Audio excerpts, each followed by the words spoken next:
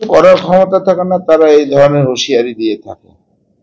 ওদের পরিকল্পনা ভাবনা, যারা ক্ষমতায় এসে গেছে। কিন্তু বাংলার মানুষ মমতা বন্দ্যোপাধ্যায়ের সাথে আছে, মমতা বন্দ্যোপাধ্যায়ের সাথে থাকবে। তার কারণ একটা দুটো না। কেন মমতা বন্দ্যোপাধ্যায় থাকবে? তার কারণ একটা দুটো না, অনেক কারণ। মমতা ব্যানার্জির বিভিন্ন প্রকল্প, তারপরে মমতা বন্দ্যোপাধ্যায়ের সাথে বিজেপির একটা অংশ মমতা বন্দ্যোপাধ্যায়ের সাথে আছে।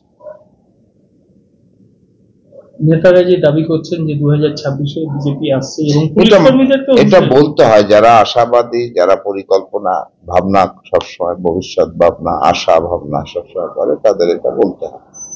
কিন্তু একটা কথা বলছি, যে তৃণমূল কংগ্রেস এবং বাংলায় মুখ্যমন্ত্রী মমতা বন্দ্যোপাধ্যায় ছিল, আছে, থাকবে। তার কারণ মমতা বন্দ্যোপাধ্যায় 94টা প্রকল্প, সবটাই সাধারণ মানুষের জন্য। তাছাড়াও এখন যে পরিস্থিতি, বিজেপির একটা বিশাল অংশ তৃণমূলের সঙ্গে, তৃণমূলের সরাসরি না থেকে কিন্তু বিজেপির সাথে থেকে তৃণমূলের কাজকর্ম তারা করছে। এই খবরটা তাদেরকে জানিয়ে দেয়। এই সভার পাল্টা কি আপনাদের কোনো পরিকল্পনা আছে? দরকার নেই।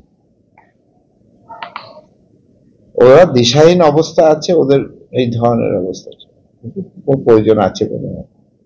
তৃণমূল কংগ্রেস যেভাবে আমাদের 21শে জুলাই সভা হবে, তাতে কি পাল্টাই যে প্রশ্নগুলো তোলা হয়েছে তার উত্তর আপনারা দেবেন? এটার উত্তর কিছু নেই, সে কথার পৃষ্ঠে কথা হতেই পারে মিটিং এর সময়।